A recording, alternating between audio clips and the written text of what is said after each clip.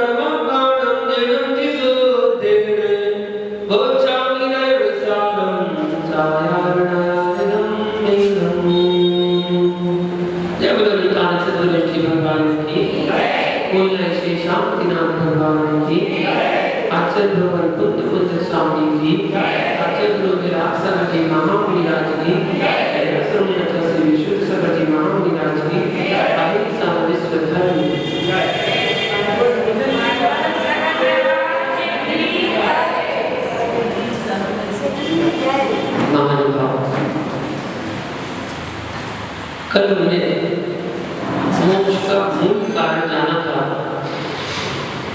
जो कि सम्यक दर्शन है। सम्यक दर्शन में तो वो मोक्ष जरूर जाएगा। श्रद्धा कभी डिग्री नहीं चाहिए।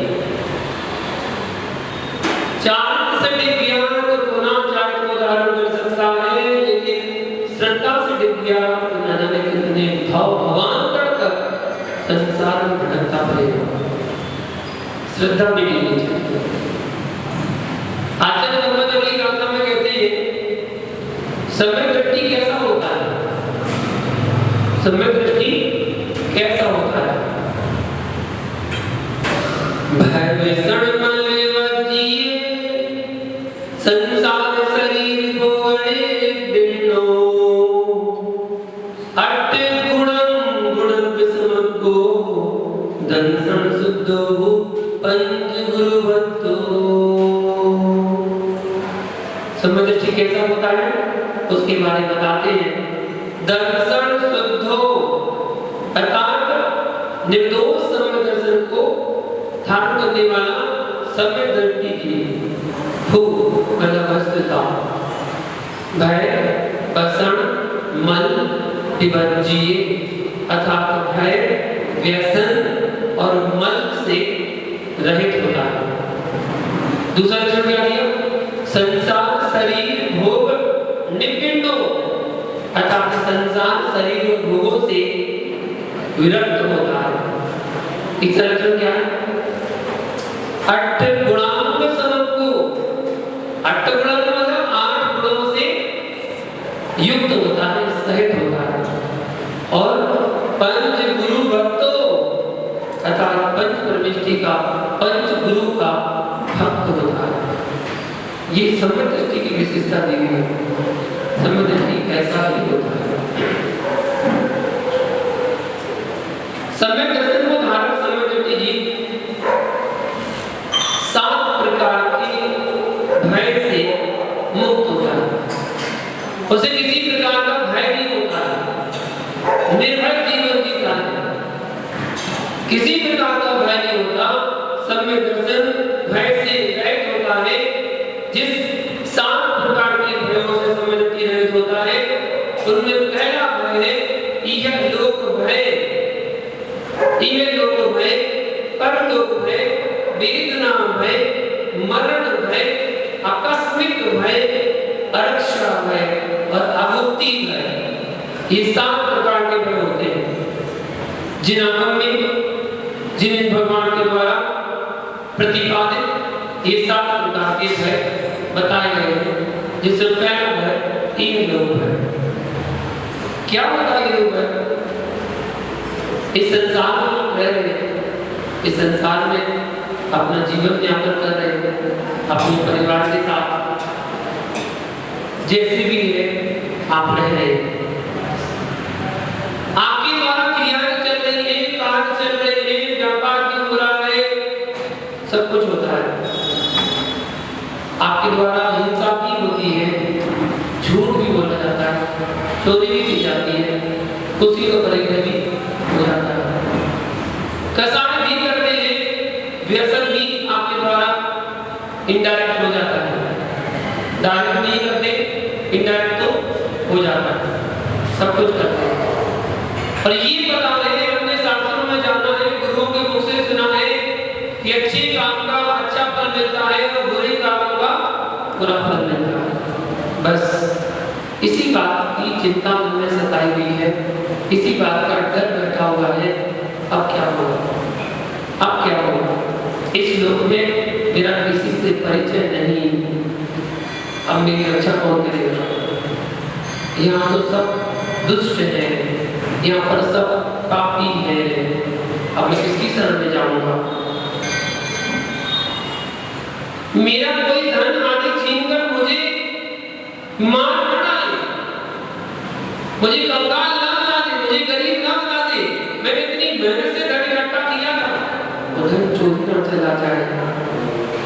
इस लोक संबंधी जितने भी भय होते हैं उसे डर रहता है।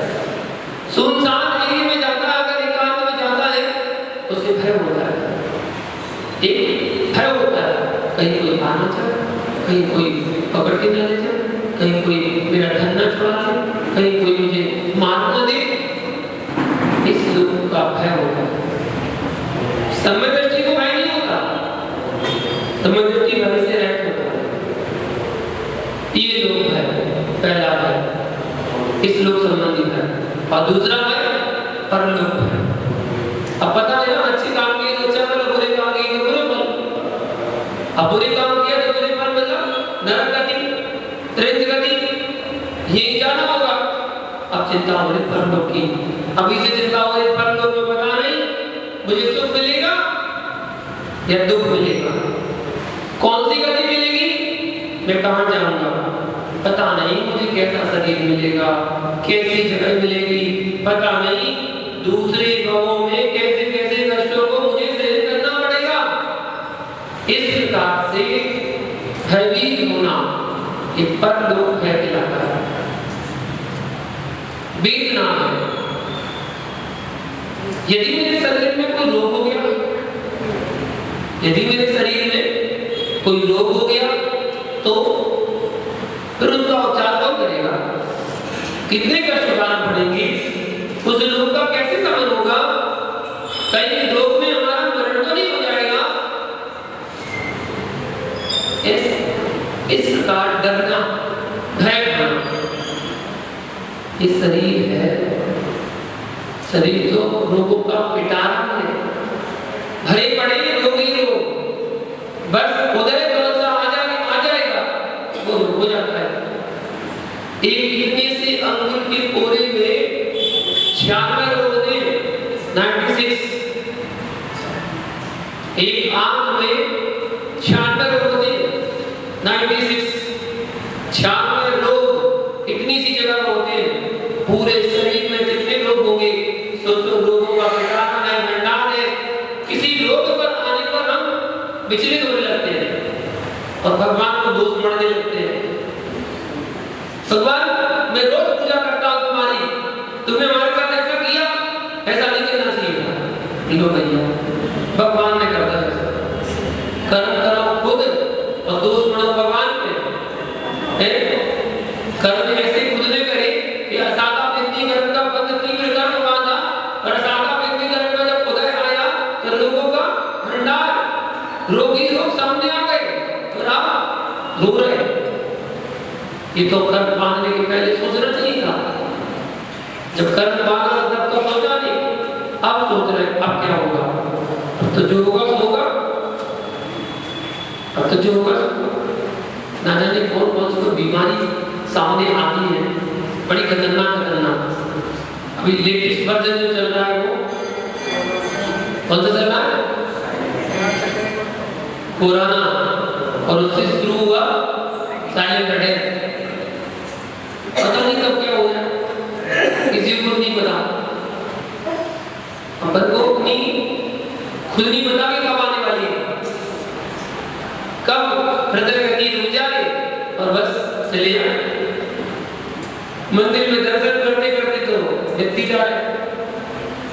कितनी सारी उदाहरण सामने देखने आते, दर्शन कर रहे अच्छे खासे, बस दर्शन करते करते नीचे झुके डोक लगाने के और कहीं लुढ़क गए, खत्म।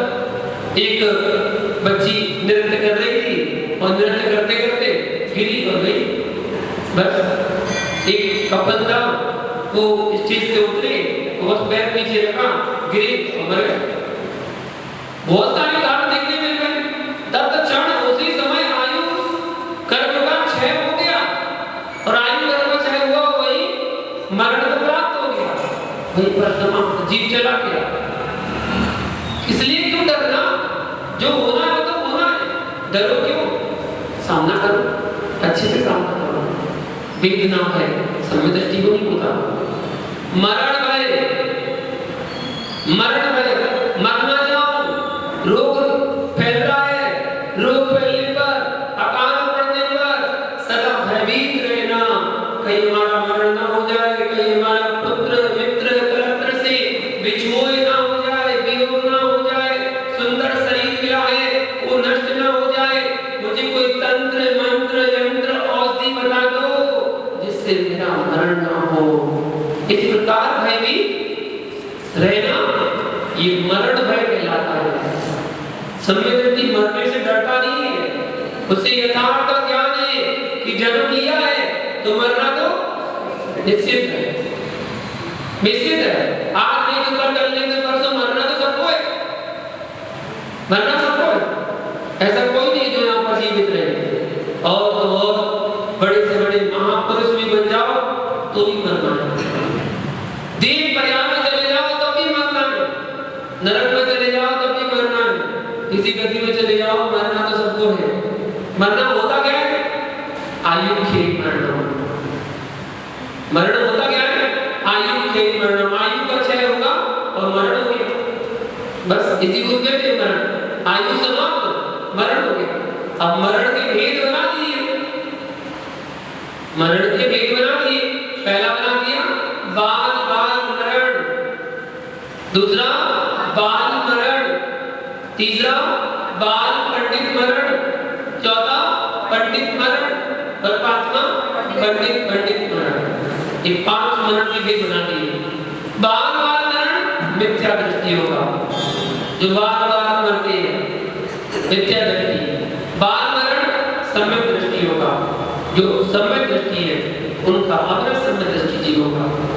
तीसरा मरण बाल पंडित मरण अणुवृत्ति होगा, जो लचुल्लिका वृत्ति प्रतिमाकारी इनका बाल पंडित मरण। चौथा पंडित मरण मुनिराज होगा, मुनिराज शल्य में समाधि में करते हैं, उनका पंडित मरण होता है। और पंडित पंडित मरण केवली होगा, केवल ज्ञान प्राप्त होने के बाद जो आयु का क्षय होता है वो पंडित पंडित मरण कहलाता है। इसलिए भगवान के सामने भावना भगवान पंडित पंडित मरण हो मेरा, ऐसा अवसर दो मेरा अंतिम मरण समाधि तेरे दर पर हो।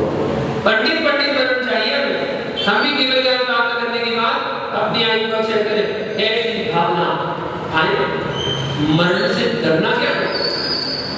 मरने से डरना क्या है? मत डरो, मरना तो सबको है।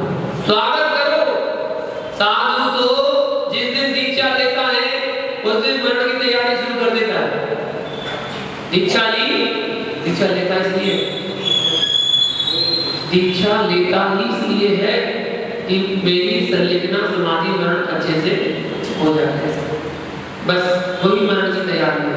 यही कारण है कि श्रावक मौत से डर के भागता है और साधु से मौत डर कर भागती है। साधु से मौत डर कर भागती है क्योंकि वो स्वागत करते हैं। आइए आपने देखा साधु जीवन में कितना व्यक्ति जीता। एक मेरे जीवन की साक्षात घटना में बता रहा हूँ। जब मैं ग्रस्त जीवन में था तो नगर में एक दादी थी। वो दादी बहुत अस्वस्थ चल रही थी। वो दादी अस्वस्थ चल रही थी और ऐसा था कि 7 दिन में उनका स्वास्थ्य मतलब ऐसा था, डॉक्टर ने कह दिया था ज्यादा ज्यादा 7-8 दिन बस 7-8 दिन में चली जाएगी। उनकी भावना हुई। उस समय आचार्य सिंह वहीं पर थे तो आचार्य सिंह 21 दीक्षा दे रहे थे। हाँ 20 दीक्षा हुई थी और दादी भी पहुंच गई, परिवार वाले पहुंच गए। बोले जाना तो नहीं, डॉक्टर ने कह दिया संलिग्ना समाधि में करके जाने कितना अच्छा है। दादी की बहुत अच्छे भाव थे, उत्कृष्ट भाव अच्छे थे, संयम के भाव थे। उन्होंने भी निवेदन किया गुरुजी दीक्षा दे दे तो संलिग्ना समाधि में हो जाएगा। आचार्य ने स्वीकार किया, सहज स्वीकार करते थे आचार्य। संलिग्ना के नाम पर तो आचार्य जी अच्छे बूढ़ों को संलिग्ना करवाई, सैकड़ों संलिग्ना करवाई, सैकड़ों ऐसी संलिग्ना कराते थे आचार्य। तो संलिग्ना के लिए उन्होंने दीक्षा दी। 7 दिन डॉक्टर ने कहा कि 7 दिन। अब हुआ क्या कि 7 दिन के अंदर उनकी जो हस्बैंड थे दादी के, उन हस्बैंड को पता नहीं क्या हुआ और वो चले गए। 7 दिन में वो चले गए और दादी का 7 दिन में स्वास्थ्य ठीक हो गया। 7 दिन में स्वास्थ्य ठीक हो गया। अब स्वास्थ्य ठीक हो गया तो हो गया। दादी को पता था चुल्ली का मर गए, चुल्ली का चलेगा उनकी अच्छी खासी चलने लगी। और जो आहार चला उनका और जो उन्होंने संयम का पालन किया, उस संयम का प्रभाव ये पड़ा कि वो 1 साल 2 साल 5 साल 7 साल क्या 10 साल तक चुल्ली का मसला रहे। कितने साल? 10 साल। अब इतने में काम नहीं चला। एक दिन स्वास्थ्य खराब हो गया, स्वास्थ्य ज्यादा खराब होने लगा। माता जी लोगों ने बोला आचार्य संध्या काल शाम को सूरज भी हो गया था, तब भी आचार्य ने देखा कि अब तो लग रहा है और स्वास्थ्य गिरता जा रहा है। ये नहीं पता था आयु पर कितना, किसी को कुछ नहीं पता। भावना भाई कि मैं पूर्ण सहयोग देना चाहता हूँ।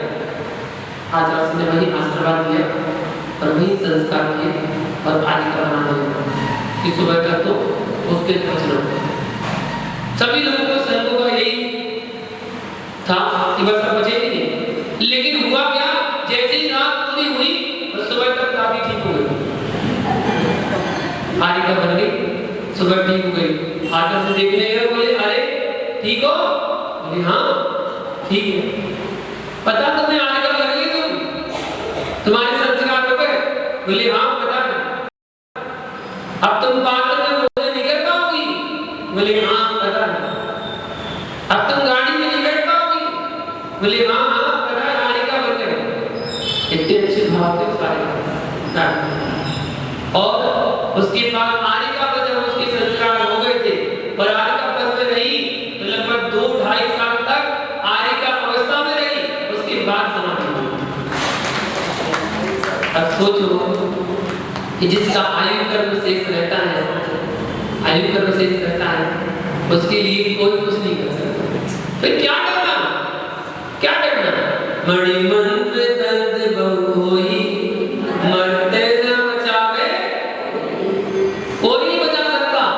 जब आयु गर्भ आ गया तो कोई बचा ही नहीं सकता, मरना तो है ही फिर किसी ने। और जब आयु गर्भ नहीं है ना तो कोई आयु गर्भ है तो कोई मार नहीं सकता, कोई नहीं मार सकता। ऐसी ही घटना जयपुर में हुई। हमारा मानसरोवर में चतुर्मास चल रहा था करुणपथ में, वहां पर एक व्यक्ति आए, संघर्ष जगह पर फोन आए कि उन्हीं रात मिल जाएंगे शाम को, संध्या काल हो जाएगी आते आते, और डॉक्टर ने मना कर दिया कि जहाँ ले जाओ, बस 1-2 दिन के मेहमान है और उनका तो हो गया, आई पूरी होने वाली। तो उन्होंने सोचा कि अपने पैतृक गांव में वहां पर ले जाएंगे, वहां पर मरण रहेगी तो वहां पर उनका जन्म हुआ। एम्बुलेंस से लेकर जा रहे थे, खबर आई कि आज पूरी रात आशीर्वाद दे दे, ऊपर तक तो आनी पाएंगे क्योंकि एम्बुलेंस में है, तो गुरुजी आ जाएंगे नीचे, हमारे पास खबर है तो आ जाएंगे। क्या बात है, रोड पर एम्बुलेंस खड़ी है और हम देखने के लिए गए और देखा तो एम्बुलेंस में वो नदी में लगी हुई, तो हमने आशीर्वाद दिया। आशीर्वाद देकर इतनी बुला देखकर हमने क्या जाने वाले थे, डॉक्टर ने कह दिया, हमने देख के नहीं बोला, हमने भी डॉक्टर ने कह दिया 1-2 दिन में जाने वाले हैं, सल्ले के पास आगे बढ़ कराओ ना बढ़िया, काय के लिए ले जाता हूँ परिवार के बीच में, वहां पर रात में फंसाओगे, जीवन भर धर्म किया और समय गुरु चरणों में बिताओ। बोले अच्छा गुरुजी, अच्छा हम तो आशीर्वाद देके नमस्कार सुना के कमरे में ऊपर आ गए, आपस में तो परिवार वालों की मीटिंग हुई, आए बाप के बोले गुरुजी वो सब लोग कमान है, आप तो सल्लेखन करा दो, ठीक है। मैं बोले उतरवा के कमरे के बाहर हॉल में बैठा दिया, परिवार वाले भी बैठे हुए, नमस्कार नाम सुनाने लगे, नली को हटा नली का हटा संबोधन किया आपने, एक बार संबोधन किया, सुना उन्होंने, हाथ जोड़े, उनको बोला भी सल्लेखन समाधि में करोगे, बोल नहीं पा रहे थे तुमने, करेंगे, नहीं बहुत अच्छी बात है, बहुत अच्छी भाव है। सुबह हुई, सुबह होकर फिर संबोधन किया, फिर संबोधन करके लोग परिवार के लोग आ ही रहे थे, नमोकार में सुना रहे थे, और पूरे परिवार के भी आ गए, उन्हें दूसरे कमरे में शिफ्ट कर दिया, नमोकार में चल रहा था, भजन आदि चल रहे थे, बस चलते रहे, उनको थोड़ा पानी दिया, बाकी सब छोड़ दिया उन्होंने कि पानी आज के लिए 1-1 दिन का त्याग कराते थे, 1 दिन का, बोले बाकी 3 प्रकार के आगे त्याग पानी पीछू, बस पानी दे देते भैया, 12 घंटे के अंदर वो स्वस्थ होने लगे और उनकी जो नली थी वो नली बनी सब उतर गई, और उसके बाद दूसरे दिन तो वो उठ के बैठ गए, दूसरे दिन उठ के बैठ गए और खुद बोले कि हमें बसवा जाना है, बसवा बांधने के बाद बसवा है ना चित्र वहां पर, तो वहां पर वो लोग काले बाबा बोलते हैं, काले बाबा, काले मुनि बदना, बोले काले बाबा जाना, काले बाबा जाना है, उनके 2 भैया भी थे, बोले तो कल तक तो सल्लेखन दे रहे थे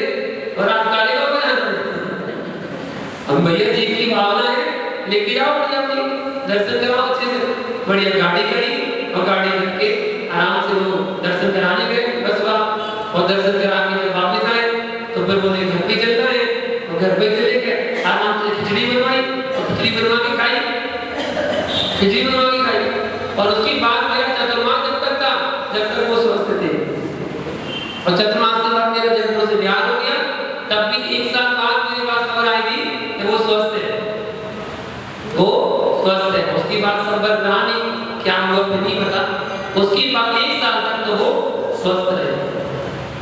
जिसका आयु कर्म शेष है उसको कोई मार नहीं सकता, वो संयम के प्रभाव से अपने आप ही स्वस्थ हो जाता है। इसलिए मरने का भय नहीं, स्वागत करो, आराम से करो, तो सल्लेखन समाधि में कर लेंगे, डॉक्टर के यहाँ नहीं जाएंगे, डॉक्टर के यहाँ बोतल चढ़ के खून चढ़ के मां नहीं मरेगी, मरेगी तो अपने साधर्मियों के बीच में मरेगी और भगवान का नाम लेते हुए मरेगी। ऐसी भावना होना चाहिए। जबलपुर की घटना है, एक को कैंसर हो गया था, डॉक्टर ने कहते हैं कैंसर की शुरुआत है, इलाज नहीं है, देख लो आप क्या करना है। पहुंच गया आचार्य के पास, शिविर चल रहा था, 10 लक्षण था, बोले गुरुजी 10 दिन के उपास, 10 दिन के उपास करना है, निर्जल उपास, पानी भी नहीं दोगे? बोले नहीं, निर्जल उपास करेंगे। गुरु जी का आशीर्वाद लिया और बस बैठ गए साधना में। 10 लक्षण में खूब अपनी सामान की स्वाध्याय किया, खूब भगवान की भक्ति पूजा की और 10 दिन निर्जल उपास किए। उपास करने के बाद टेस्टिंग करने का, चेक करने का एक तारीख निर्धारित की। वो चेक कराने के लिए गया। चेक कराने गया तो डॉक्टर कहता है भैया तुमने कौन सी ली? बोले हमने तो कोई दवाई नहीं ली। बोले जो 10 दिन 15 दिन पहले जो हमने कैंसर की रिपोर्ट देखी थी वो तो रह गई है। सच्ची बताओ कहाँ कौन सी औषधि ली तुमने? बोले हमने भगवान की अमृत रूपी औषधि ली थी, भगवान की भक्ति की, उस भक्ति के प्रभाव से श्रद्धा होना चाहिए। डरो मत, कभी भी कोई भी किसी भी परेशानी के आने पर घबराओ मत, परेशान मत हो, उसका सामना करो। समस्या आई है, समय दे दो, समाधान मिल जाएगा। घबराओ मत, हर समस्या का समाधान है। हम घबरा जाते हैं और तात्कालिक में कोई निर्णय लेके और कोई कहीं से कहीं पहुंच जाते हैं। नहीं, बिल्कुल डरो मत, भय मत करो। हम तो देख गुरु की भक्त है, देख गुरु की भक्त, कभी भय नहीं खाते, डरते नहीं है किसी प्रकार से, कभी भय नहीं करो। अगला भय कौन सा है? आकस्मिक भय। आकस्मिक भय मतलब अकस्मात कोई घटना हुई, उतर लग गया, जैसे बिजली का कड़कना, बिजली कड़कते, बादलों की गर्जना हुई और बहुत गड़गड़ाहट हो रही बादलों की, बिजली चमक रही है, या बाढ़ आ गई, या युद्ध होना, तो आने की बंदूक, आने की गोली का चलना, अकस्मात किसी के मरण को देखकर अचानक कोई मर जाए। कल शाम को तो ठीक था, बात करके गया था और सुबह समाचार मिला कि वो नहीं रहा। अब क्या होगा? आकस्मिक जो मरण हुआ उससे भय उत्पन्न हो गया, उसको आकस्मिक भय कहते हैं। ऐसा भय हो जाता, अक्सर हो जाता, अंदर के अंदर भय बैठ जाता।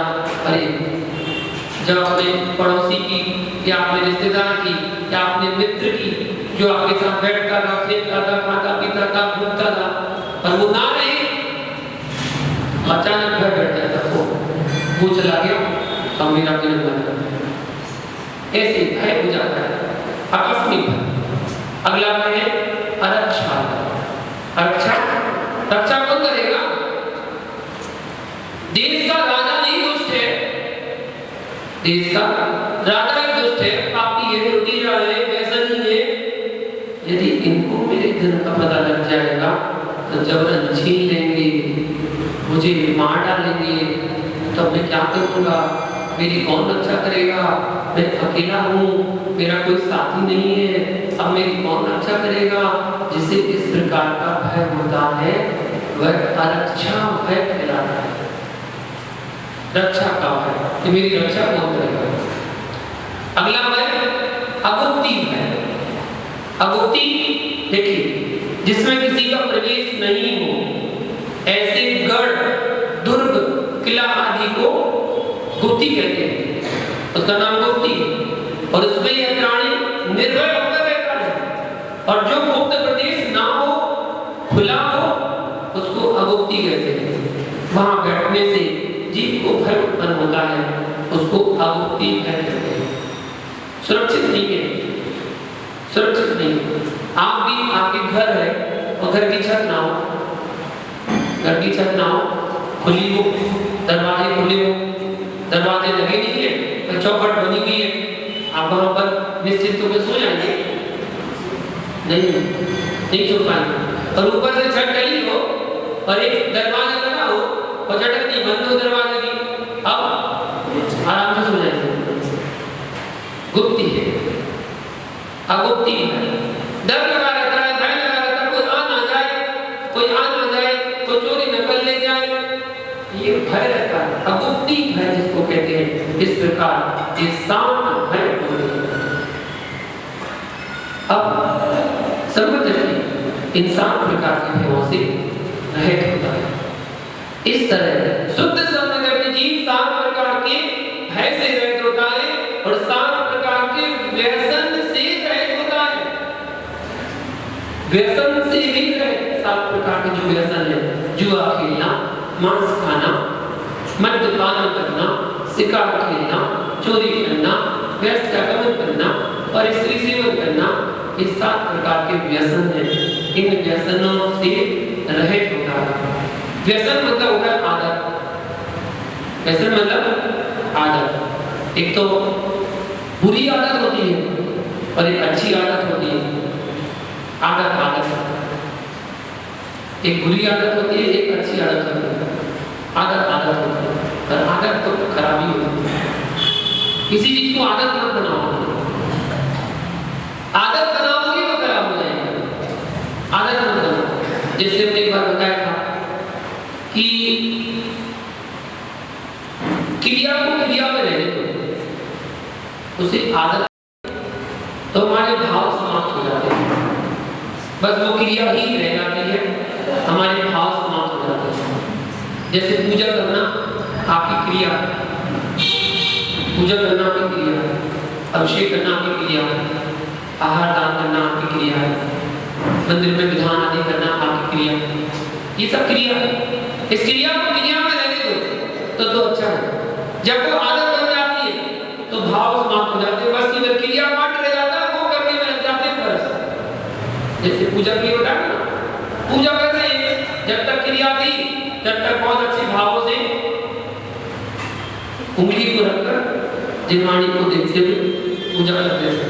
अब वो क्रिया हमारी आदत बन गई है, इसलिए अब हमें वो पूजन कंठस्थ याद हो गई है। अब यहाँ देखते हैं तो कहते हैं ना, अधिकार से जल गए सामने जल से सुझा को माना सुदिन जागम रत्न त्रय को। अब वो केवल क्रिया रह गई, बस पढ़ना है, बस पढ़ के और स्वाप करना है, स्वाप ऐसा करना है। तो आदत अच्छी भी आदत है, बुरी भी आदत है। पूजा करना अच्छी आदत है, लेकिन आदत बना लिया उसको।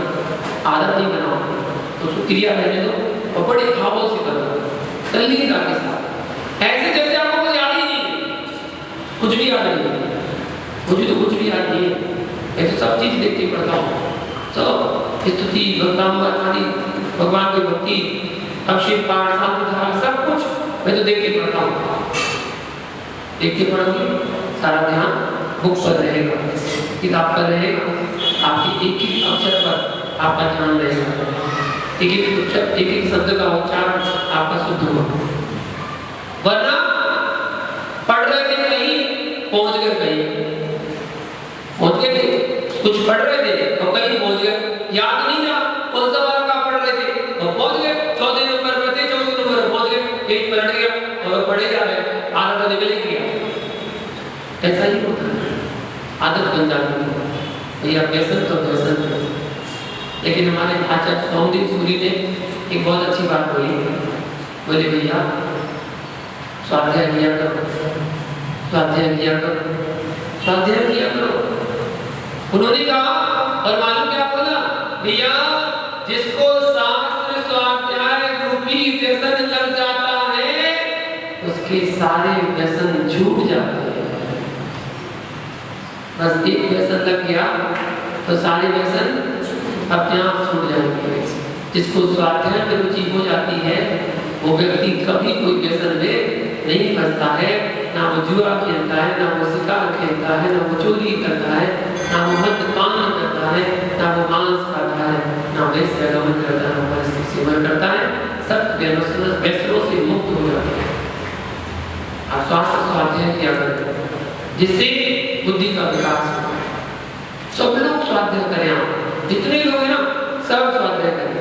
आपको स्वाध्याय करने के लिए अभी अपनी प्रतियोगिता निकालिए, उस प्रतियोगिता को पढ़े, शास्त्र को पढ़े, निश्चित चातुर्मास के अंदर अंदर आपको उस ग्रंथ का स्वाध्याय हो जाएगा, पूरे ग्रंथ का स्वाध्याय आपका हो जाएगा।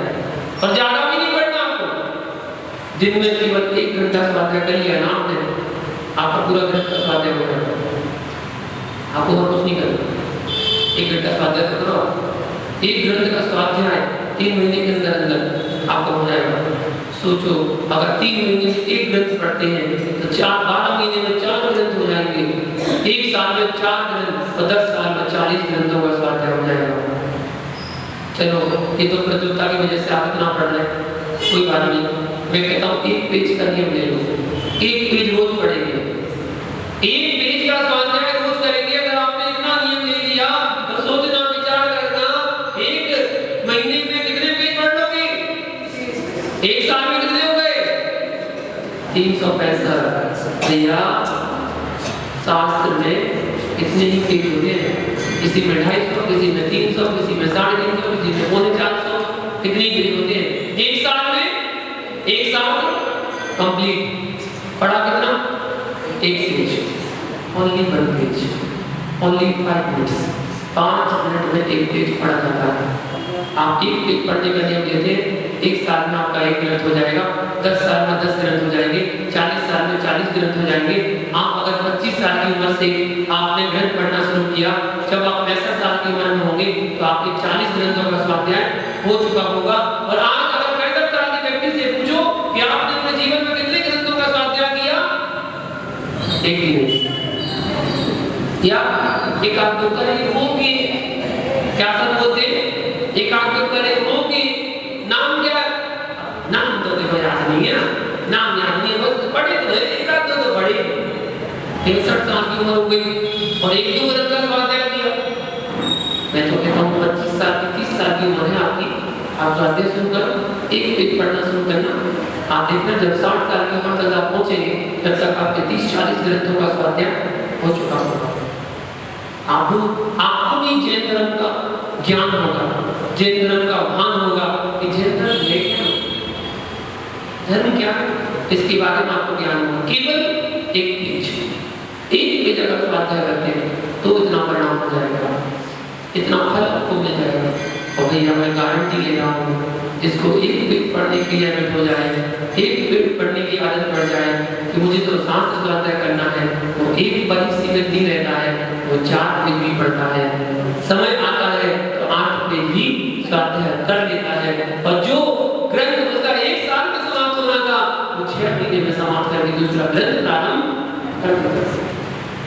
बस रुचि हो जाए, रुचि हो जाए, बस स्वाध्याय में रुचि हो जाए तो पता नहीं कितने ग्रंथों में रुचि हो जाए तो कितने ग्रंथों का स्वाध्याय हो जाए।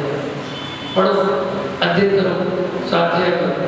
जो थोड़ा सा विद्वान है, शास्त्र पढ़ता रहता है, उनसे बोलो भैया आप स्वाध्याय करा करो, आप एक निर्धारित समय कर लो और बस आप स्वाध्याय करा करें, हम लोग सब लोग आया करेंगे, हम लोग स्वाध्याय सुनेंगे। कोई जबरदस्ती नहीं, आपके जितना समय है उतना करो, 15 मिनट 15 मिनट करो, 10 मिनट 10 मिनट करो, 5 मिनट 5 मिनट करो, इतना समय उतना करो। आप 5 मिनट भी स्वाध्याय कर रहे हैं तो आपको कुछ ना कुछ संस्कार स्वाध्याय के पड़ रहे हैं, आप करो स्वाध्याय, तभी आपको पता चलेगा। अभी तो सब व्यसन के नाम भी याद नहीं रहते, ये सब व्यसन होते कौन से हैं, भूल के याद आते हैं, ओ मांस खाना, शराब पीना, ऐसे याद आते हैं। अगर पूछे धारा प्रवाह आपसे पूछा जाए कि सब व्यसन कौन से हैं, एक बार धारा प्रवाह से शायद ही कोई बता पाएगा, नहीं मान छोड़ोगे, ज्ञानी मान बता देंगे ना, बताइए कौन से होते हैं। जुआ खेलना, मांस खाना, शिकार करना, स्त्री सेवन करना, बस बाकी आपको मैं बता दिया।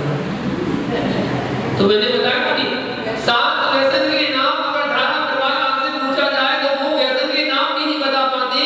हमारा इतना क्षेत्र है, आज के समय में इतना क्षेत्र रह गया है, हमें कोई चीज याद नहीं रहती है, नहीं रहती याद, इतना क्षेत्र कमजोर है। पंचम काल में जी रहे, खाना पीना हमारा अशुद्ध है, खाना पीना में कुछ पूछो मत, बस कहने के लिए शुद्ध है। इतना तो हम लोग भी जानते हैं, समझते हैं। ये चौके में जब आप लोग बोलते हैं ना, मन शुद्धि, वचन शुद्धि, काय शुद्धि, आहार जल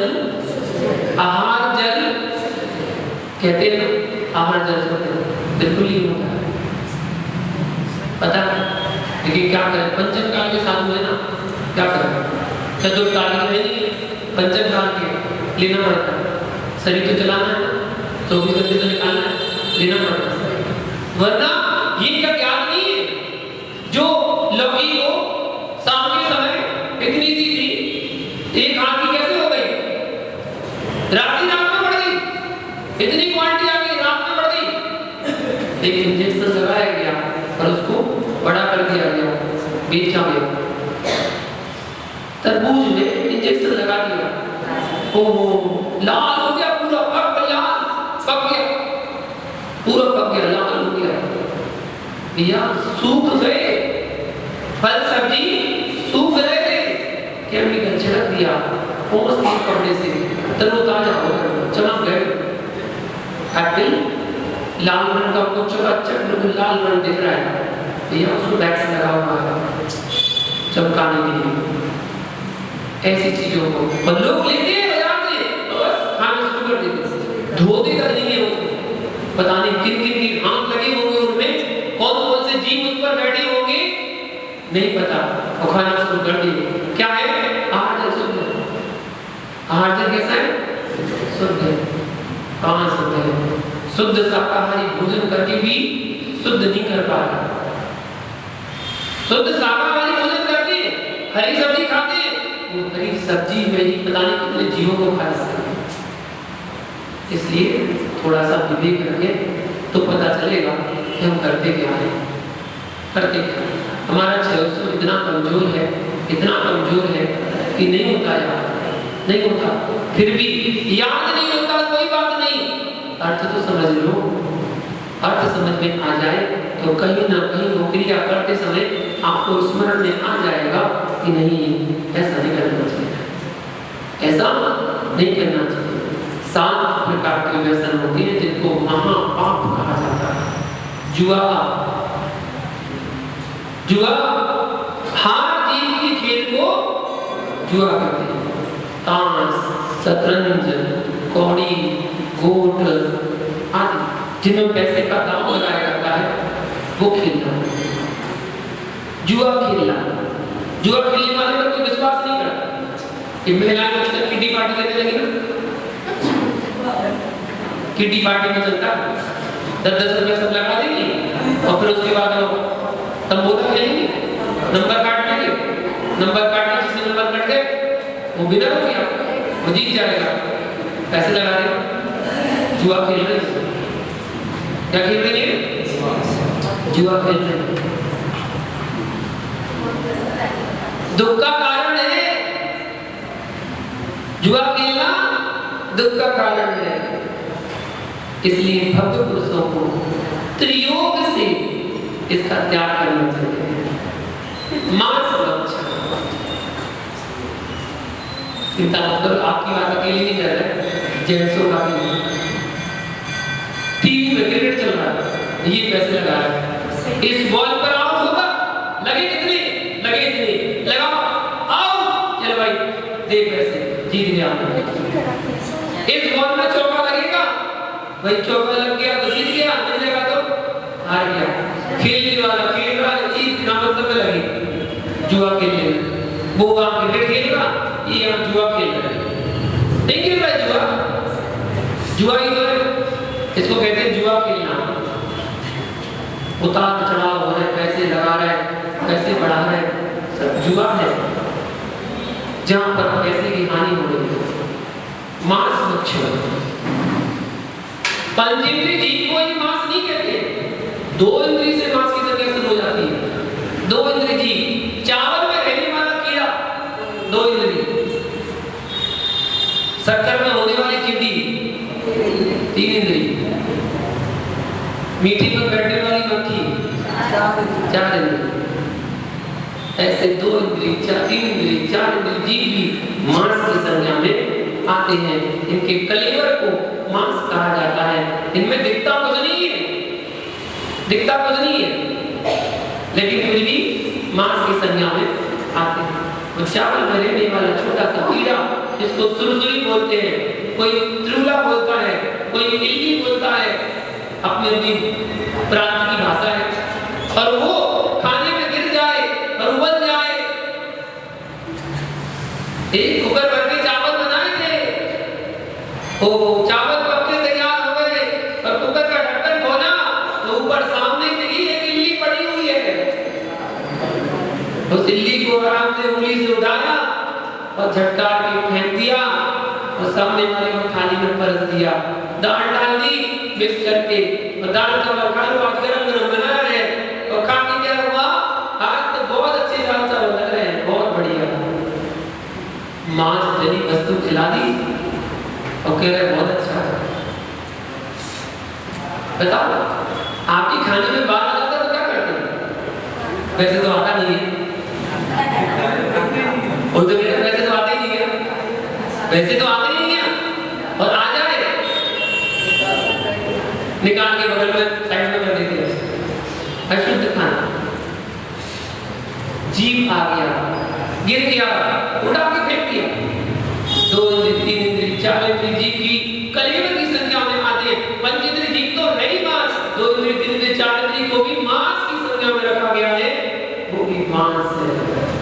इसलिए मांस भक्षण नहीं करना चाहिए।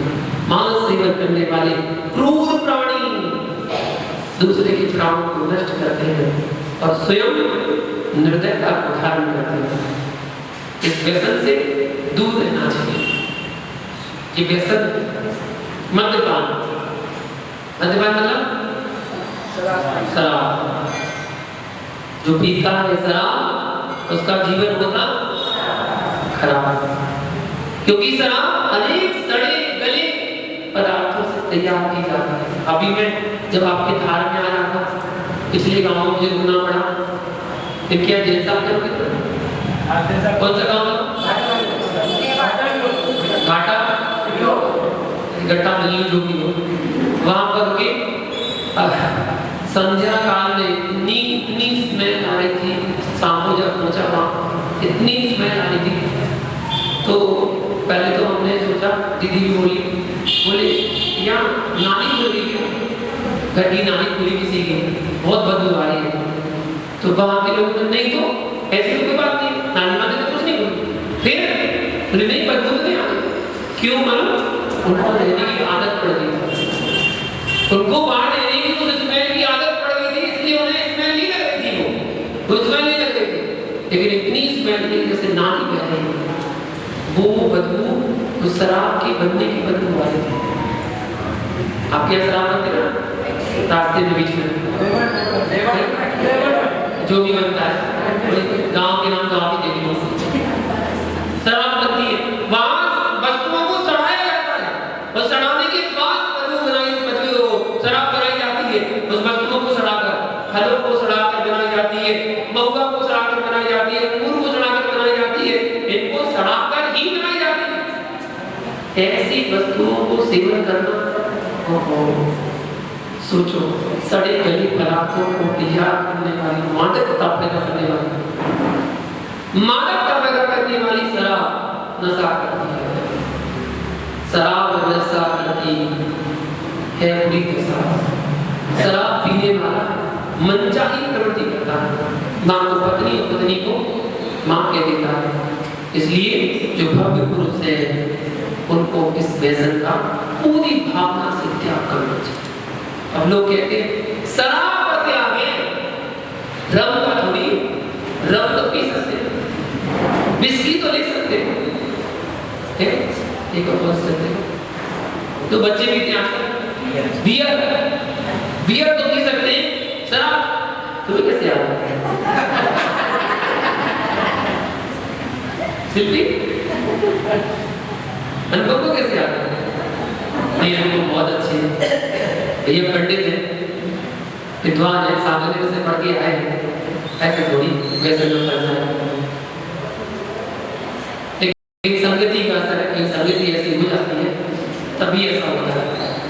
बच्चे आजकल बियर पीने लगे, बियर, कोई बियर पी रहा है, कोई रम पी रहा है, अरे श्रावण तो छोड़ो, देवी देवताओं को पिलाई जाती है। एक जगह में मंदिर में गया तो वहां पर रम चढ़ाई जाती है, रम। मैंने पूछा भैया ये क्या है? बोले रम क्या होती है? बोले शराब का लेटेस्ट वर्जन है, ऊंचा वाला वर्जन। हमने अच्छा तो ये यहाँ पर क्यों रखी है?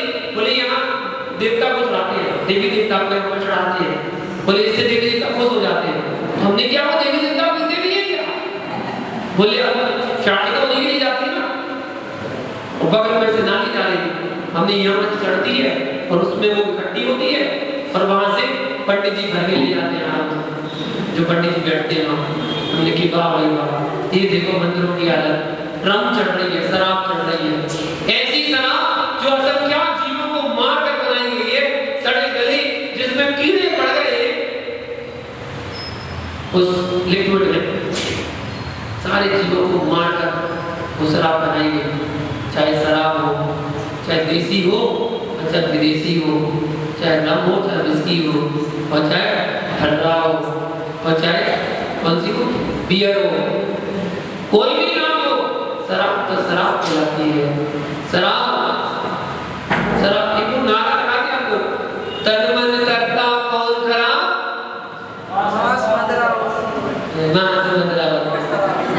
अंडा मछली और शराब, ये है, ये बोलते हैं सब खराब कर देते हैं आपके सब शरीर के ऑर्गन, सब समाप्त, सब खराब कर देते हैं, गला देता है, बिल्कुल गला देता है। इसलिए भैया ऐसे व्यसन को नहीं करना चाहिए। चोरी, किसी की भूली हुई, पड़ी हुई, रखी हुई वस्तु को बिना पूछे ग्रहण करना, अपने घर ले जाना, चोरी, कभी किसी को चोरी नहीं करना चाहिए, क्योंकि सभी को धन प्राणों से भी प्यारा है। कल वर्णन चल रहा था, 10 प्रकार के प्राण कौन से होते हैं, यहाँ की 10 प्रकार के प्राण कौन से होते हैं? 5 इंद्रिय, श्वासोच्छ्वास, आयु, बाकी सोच के बता दो। सोचो कितना संयोजन है कि अभी कुछ समय पहले पढ़ा और तुरंत भूल जाते हैं कि क्या होते हैं। भैया 3 बल होते हैं, 3 बल, 5 इंद्रिय, 1 आयु और 1 श्वासोच्छ्वास, ऐसे 10 प्राण कहे जाते हैं। ये 10 प्राण, ठीक है। 3 बल होते हैं, मन वचन काया योग भी होता है, मन वचन काया नहीं बोल सकते। 3 बल होते हैं, मन बल, वचन बल, काम बल, ठीक है। ये 10 प्राण, सोचो भैया ये 10 प्राणों को हरण करने के लिए एक 11वें नंबर का प्राण भी है। आप लोगों ने सुना हो चाहे नहीं सुना हो, 11वें नंबर का प्राण होता है। अगर वो 11 नंबर का जो प्राण है वो प्राण पर चला गया तो 10 प्राण की कोई वैल्यू नहीं है, 10 प्राण समाप्त हो जाते हैं उसकी वजह से। कौन सा है 11वें नंबर का प्राण? कौन सा है? ये सबसे बड़ा प्राण। धन चला गया,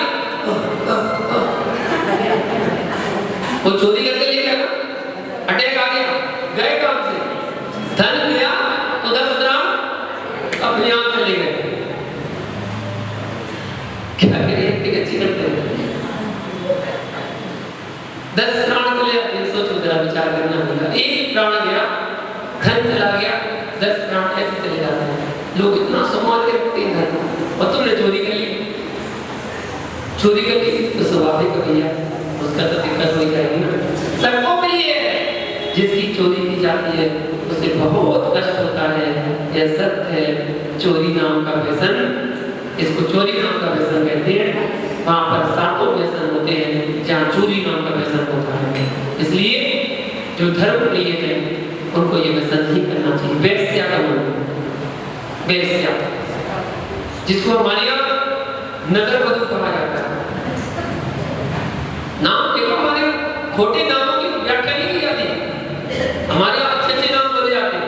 एक वेश्या को कौन से नाम से पुकारा जाता है? नगर वधू। क्यों? एक की वधू नहीं है, वो पूरे नगर की वधू है, इसलिए उसको नगर वधू कहा जाता है।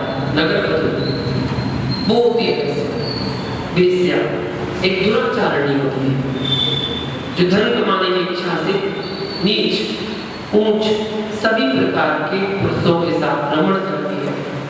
वेश्या पुरुष से जब तक ही प्रेम करती है जब तक उसके पास धन होता है। धन और धन का बल छीन हो जाने के बाद उस पुरुष को अपमान करके निकाल देती है। इसलिए उत्तम पुरुष जो है वेश्या व्यसन का त्रियोग से त्याग कर देता है।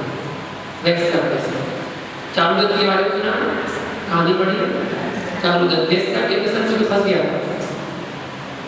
7वां व्यसन पर स्त्री से, अपनी स्त्री को छोड़कर पर स्त्री के साथ भोग की दृष्टि से देखना, भोग की भावना से स्पर्श करना, भोग करने की इच्छा करना, वासना से दूषित होकर उसके साथ विषय सेवन करना पर स्त्री व्यसन कहलाता है। जो व्यक्ति पर स्त्री व्यसन सेवन करता है वह अपनी जिंदगी के साथ साथ सामने वाले की जिंदगी को भी कलंकित कर देता है। इसलिए सज्जन पुरुषों के लिए कभी ऐसे कार्य नहीं करना चाहिए, पूरी भावना से व्यसन का त्याग करना चाहिए। एक और वजह शिकार खेलते, आप लोग खेलते ना, आप लोग शिकार खेलते ना, कैसे नहीं खेलते? हाँ तो मच्छर बैठा हो गया, एक तो क्या शिकार खेलना और क्या है, एक चलते फिरते बोलते जीप खुला तुमने मार दिया, जानबूझ के तो मारा है, मारा कि नहीं? एक तो शिकार खेलना कहलाता है। मक्खी उड़ रही थी, वो कौन सा छिड़क देते हो, क्या बोलते? हिट करके मार दिया, हिट में मार दिया, जानबूझ के तो मार का शिकार खेल रहे होते हैं। पंचेंद्रिय जीव का शिकार अकेला शिकार नहीं होता है, जीव को मारने की शिकार है। आप मार तो दूसरे प्राणियों के जीवन के साथ खिलवाड़ करना शिकार कहलाता है। किसी प्राणी को धनुष बाण से मारना, किसी प्राणी को जाल में फंसा कर मारना, या किसी को खुद से मारना इत्यादि प्रकार से हिंसात्मक उपकरणों के द्वारा किसी भी प्राणों का जो घात करना है वह शिकार नाम का व्यसन कहलाता है। ज्ञानी पुरुषों को इसका त्याग करना चाहिए। इस प्रकार ज्ञानी और विवेकी जनों को 7 प्रकार के व्यसन का त्याग करके उनसे मुक्त होना चाहिए। मन को शुद्ध करके सातों तत्वों का चिंतन और मनन करना चाहिए। इस प्रकार आज आपने 7 व्यसन और 7 भय के बारे में जाना। आगे समय दृष्टि के लिए 3 चीजें बताई थी, भय, व्यसन, मन, विवर्ज्य। अभी आपने भय और व्यसन जान लिए। अब कल मन के बारे में जानेंगे कि 25 प्रकार के मन दोष होते हैं। वो 25 प्रकार के मन दोष कौन से होते हैं उसके बाद कल जानेंगे। आज के लिए इतना ही। जय बोलो शांतिनाथ भगवान की